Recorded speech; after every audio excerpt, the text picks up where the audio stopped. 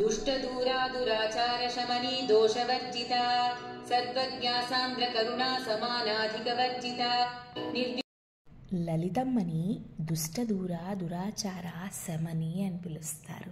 అంటే దుష్ట కార్యాలకి అమ్మ ఎప్పుడు దూరంగా ఉంటారు. దురాచార శమని అంటే దుష్ట కార్యాలు చేసే వాళ్ళని అస్సలు ఒప్పుకోరు. పూజ అనేది సాత్వికంగా రోజు నిత్యారాధన దీపారాధనతో చేసుకోవచ్చండి.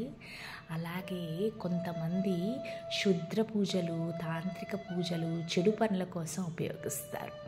అలాంటివి అమ్మ అస్సలు ఒప్పుకోరు. దోషవర్జిత అమ్మవారి దరిదాపుల్లో ఎలాంటి దోషాలు పాపాలు ఉండవు. సర్వజ్ఞ అమ్మ సాక్షాత్తు సరస్వతీ స్వరూపం. అమ్మ జ్ఞానమయ్యండి.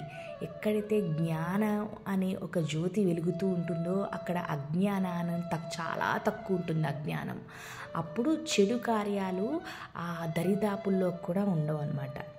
శాంద్ర కరుణ అమ్మవారికి మనం అంటే చాలా అపేక్ష, మనం అంటే చాలా ఇష్టం అండి. ఏ రోజు కూడా ఒక్క క్షణం కూడా ఒక్క సెకండ్ కూడా అమ్మ కోసం అమ్మ ఏం చేసుకోరండి. ఆవిడ తాపత్రయం అంతా కూడా ఆవిడ బిడ్డల మీద, ఈ సృష్టి కోసమే. సమానాధిక వర్జిత అమ్మ కన్నా సరి సమానమైన శక్తి, అమ్మలాగా పరిపాలించే వాళ్ళు ఎవ్వరూ లేరండి. ఆవిడ శ్రీమాత శ్రీ మహారాజ్ఞి అంటే ఒక పెద్ద యువరాణిలాగా శ్రీమత్ సింహాసనేశ్వరి. ఆవిడ సింహాసనం మీద కూర్చుని, అతి శక్తివంతమైన సింహాసనం అండి. దాని మీద కూర్చుని అమ్మవారు ఒక పెద్ద పట్టపురాణిలా ముత్తైదులా ఈ ప్రపంచాన్ని పాలిస్తారు.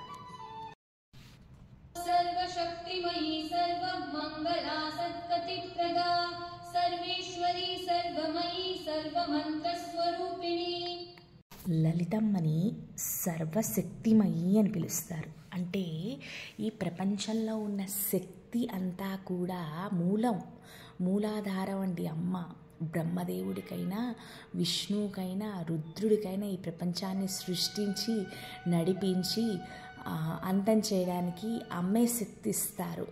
అమ్మ శక్తి ఎరుపు రంగులో ఉంటుందండి. ఎరుపు శక్తికి సంకేతం. అందుకనే నవరాత్రుల్లో చాలామంది ఎర్ర గాజులు ఎర్ర వస్త్రాలు ధరిస్తారు.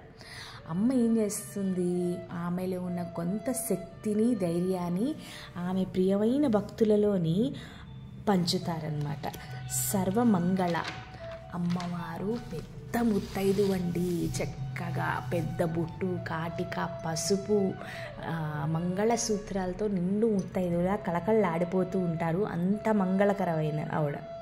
సద్గతి ప్రద సద్గతి అనేది మనము అంటే ఇది ఒక మంచి జ్ఞానాన్ని ప్రసాదిస్తుందండి. ప్రతి వస్తువు మీద పూర్తి విషయం గురించి వర్ణిస్తుంది. సర్వేశ్వరి సర్వేశ్వరి అంటే అమ్మ ఈ ప్రపంచానికే పట్టపురాణి అండి. ఆవిడ చేతిలోనే ప్రతి విషయము ఉంటుంది. ప్రతిదీ కూడా అమ్మకి నచ్చినట్టే జరుగుతుంది. సర్వమయి లలితా త్రిపుర సుందరి సాక్షాత్తు సర్వశక్తిమయి అండి. ఆవిడ చిన్న చీమలోనే ఉంటారు, కొండంత ఏనుగులోనే ఉంటారు. నడిచే వాటిలోని నడవని వాటిలోని అణువు లలితమ్మే. సర్వమయి అంటే అన్ని చోట్ల ఉండే ఆవిడ అని అర్థం. సర్వమంత్రస్వరూపిణి మంత్రరూపము. మనం ఎప్పుడైతే ఒక మంత్రాన్ని చదువుతామో జపిస్తామో మనలో ఒక మంచి ఆలోచనలు ఒక శక్తి వస్తుందండి. ఆ శక్తి రూపమే లలితా త్రిపుర సుందరి. లలితమ్మ ఎప్పుడూ కూడా మంత్ర రూపము అంటే శక్తివంతమైన శబ్ద రూపంలో అమ్మ ఉంటారు అని ఈ నామం సూచిస్తుంది. దీంతో 52వ శ్లోకం తాలూకా అర్థమైందండి.